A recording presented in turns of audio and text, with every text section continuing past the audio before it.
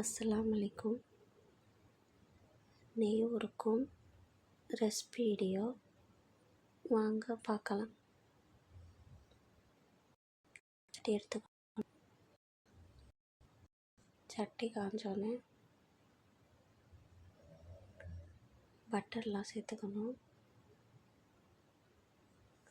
எல்லா பட்டரையும் சேர்த்து butter கரைஞ்சோன்னே 1/4 teaspoon உப்பு சேர்த்துக்கணும். பட்டர் நல்லா உருகி நெய்யாக மாறிக்கிட்டுருக்கு, கொதிச்சுக்கிட்டுருக்கு. நல்லா கொதிக்கிட்டோம். மீடியமாகவே நல்லா பட்டர் கொதிச்சோன்னு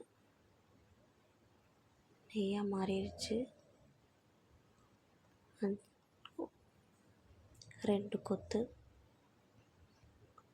முருங்கைக்கீரை இலையை சேர்த்துக்கணும்.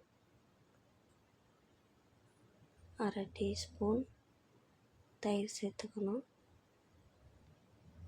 அடுப்பு ஆஃப் பண்ணணும். ரெடி ஆயிடுச்சு.